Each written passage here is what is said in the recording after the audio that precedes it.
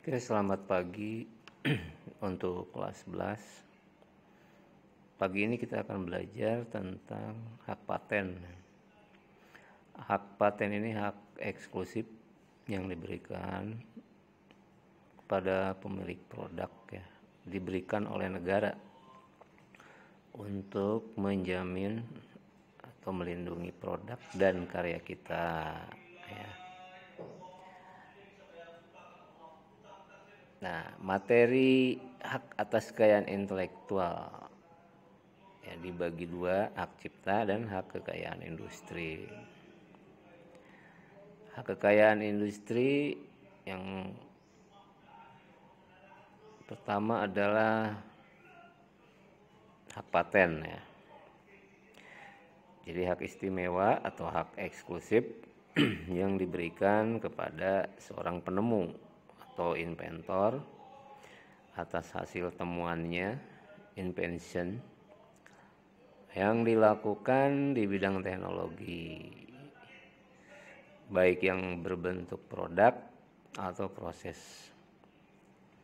Atas dasar hak istimewa tersebut, orang lain dilarang untuk mendayagunakan hasil penemuannya terkecuali atas izinnya untuk memperbanyak atau menggunakan hasil temuannya. Nah, paten sendiri diberikan atas dasar permohonan yang dimohonkan oleh pemohon, si pemilik produk tentunya ya. Dan bila paten tersebut diterima, diwajibkan oleh pemegangnya untuk melaksanakan patennya. Bagi penemu diberikan suatu hak perlindungan terhadap penemuannya. Dapat kita sebut dengan istilah monopoli. Artinya satu-satunya pemegang paten adalah pemilik produk atau karyanya. Dapat dianggap sebagai suatu penghargaan bagi ide intelektualnya. Ini hak paten ya, biasanya berkaitan dengan industri ataupun teknologi. Subjek hukum atau dasar hukumnya hak paten itu adalah pasal 10 Undang-Undang Paten nomor 14 tahun 2001. Di dalam undang-undang tersebut ya, pasal 10 Undang-Undang Paten nomor 14 tahun 2001, yang berhak memperoleh paten adalah inventor atau yang menerima lebih lanjut hak inventor yang bersangkutan. Jika suatu invensi atau temuan dihasilkan oleh beberapa orang secara bersama-sama, hak atas invensi tersebut dimiliki secara bersama-sama oleh para inventor yang bersangkutan. Pasal 12 Undang-Undang Paten nomor 14 tahun 2001. Pihak yang berhak memperoleh paten atas suatu invensi dihasilkan dalam suatu hubungan kerja adalah pihak yang memberikan pekerjaan tersebut. Ya, ini di dalam biasanya di perusahaan itu ada tenaga ahli. Kemudian perusahaan posisinya sebagai pemberi kerja, dan si pekerja ini yang menemukan atau sebagai inventor, maka pihak yang berhak memperoleh paten atas suatu invensi dihasilkan dari suatu hubungan kerja ya. Ini yang memberi pekerjaan, jadi perusahaan bukan karyawan. Atas nama perusahaan paten itu keluar. Pak, saya makan ya, Pak. Kemudian Pak, ada inventor sebagaimana dimaksudkan pada ayat 1 dan ayat 2 berhak mendapatkan imbalan yang layak. Jadi atas penghargaan penemuannya ya, memperhatikan manfaat ekonomi. Jadi ada feedback ekonominya. Imbalan sebagaimana yang dimaksudkan pada ayat 3 dapat dibayarkan dalam jumlah tertentu. Jadi si inventor ini ada di dalam industri ataupun dalam perusahaan ini dibayar. Nah, gabungan antara jumlah tertentu dan sekaligus dengan hadiah atau bonusnya. Jadi perusahaan itu memberikan hadiah, memberikan bonus atas temuannya yang didaftarkan patennya ke Direktorat Jenderal Kekayaan Intelektual. Oke, itu baca-baca ya yang pasal 16 berikutnya, nomor 14 tahun 2001, hak dan kewajiban pemegang paten. Pemegang paten memiliki hak eksklusif untuk melaksanakan paten yang dimilikinya dan melarang pihak lain tanpa persetujuannya. Dalam hal paten proses, larangan terhadap pihak lain yang tanpa persetujuan melakukan impor bagaimana dimaksudkan pada ayat 1 hanya berlaku terhadap impor produk yang semata-mata dihasilkan oleh penggunaan paten. Nah, ini semua aturan-aturan ini untuk diketahui oleh kita bagaimana hak dan kewajiban seorang pemilik produk ketika dia mendaftarkan patennya. Jadi kalau daftar paten itu berproses dari mulai produknya ada yang dihasilkan atau bermanfaat dari temuannya, kemudian ada ruang lingkup perlindungan hak paten tersebut, ada undang-undangnya ya. Jadi kalian baca di pasal 2 Undang-Undang Nomor 14 Tahun 2001. Paten tidak diberikan untuk invensi tentang proses atau produk yang pengumuman, penggunaan, atau pelaksanaannya bertentangan dengan peraturan perundang-undangan, moralitas, agama, ketertiban umum, atau kesusilaan. 2. Metode pemeriksaan, perawatan, pengobatan, pembedahan yang diterapkan terhadap manusia atau hewan. Ini tidak diberikan ya invensi tentang patennya. Kemudian yang ketiga, teori dan metode bidang ilmu pengetahuan dan matematika juga tidak diberikan.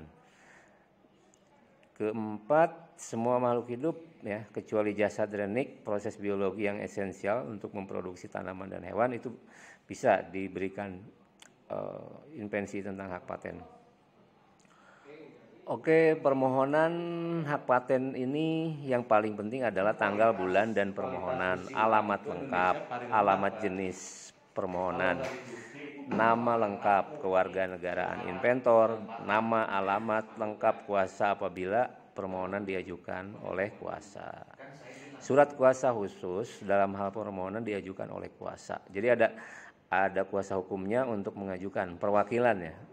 Kalau di dalam pengadilan tuh ada pengacara, ada advokat ya. Nah, di dalam inventor ataupun pengajuan hak paten ini pun ada surat kuasa khusus ya jika diajukan oleh kuasa. Kemudian judul invensinya apa?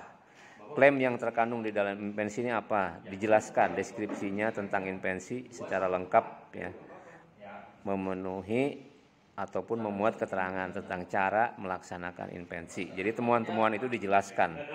Gambar yang disebutkan dalam deskripsi yang diperlukan untuk memperjelas invensi itu juga dijelaskan. Oke.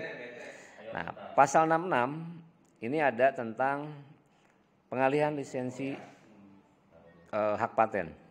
1. Pewarisan, 2. Hibah, 3. Wasiat, 4. Perjanjian tertulis, 5. Sebab lain yang dibenarkan oleh peraturan perundang-undangan.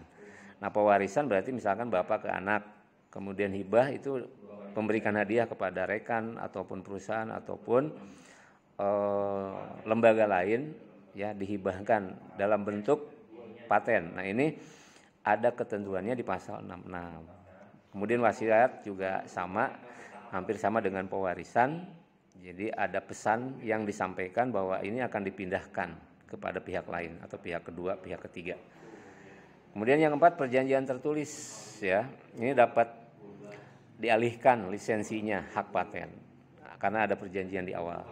Kemudian yang kelima, sebab lain yang dibenarkan oleh peraturan undang-undang. Nah, pengalihan tersebut tidak menghapus hak inventor untuk tetap dicantumkan namanya. Misalkan penemunya ada namanya, identitasnya seperti apa dalam hak paten. Ini disebut hak moral, ya. Kemudian pembatalan hak paten. Pembatalan hak paten ini ada 3. Pertama, karena batal demi hukum.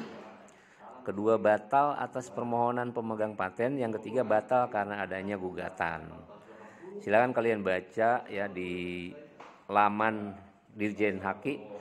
Nanti akan terlihat mana saja undang-undang paten yang menegaskan 3 macam pembatalannya.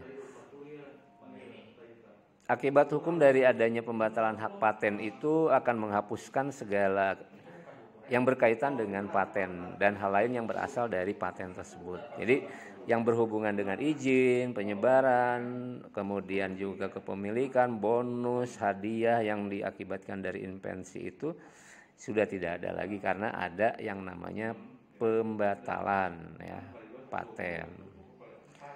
Selanjutnya contoh kasus ini Apple ya, di pengadilan Texas Amerika memvonis Apple denda 7,3 triliun karena melanggar hak paten teknologi jaringan pribadi virtual atau VPN, Virtual Private Network, milik perusahaan keamanan perangkat lunak VirnetX. Nah ini membajak hak paten. Kemudian pertarungan hukum antara Apple dan VirnetX ini berbasis di Nevada, melibatkan keamanan transmisi data. Nah ini kasus ini berlangsung selama lebih dari hampir 10 tahun ya. Jadi ada banyak kasus kemudian diselesaikan karena adanya pelanggaran hak paten. Ini bisa dibaca kalian di kasus-kasus yang lain di internet atau di majalah-majalah ya, bisa dilihat. Kasus ini jadi sebuah pelajaran bahwa inovasi ya, kemudian penemuan ini harus dijaga. Makanya sebesar apapun perusahaan, kalau dia membajak, dia tetap dikenakan sanksi. Oke, selanjutnya kalian bisa baca di Google Classroom dan tuliskan responnya. Minimal responnya, respon itu tertulis disampaikan sehingga kalian aktif. Nah, yang melanggar hak paten ini akan didenda sesuai undang-undang.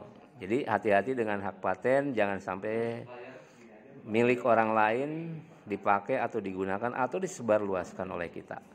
Oke, sampai ketemu lagi di pelajaran produk kreatif dan kewirausahaan. Selamat belajar, tetap rajin membaca, tetap menjaga kesehatan. Terima kasih.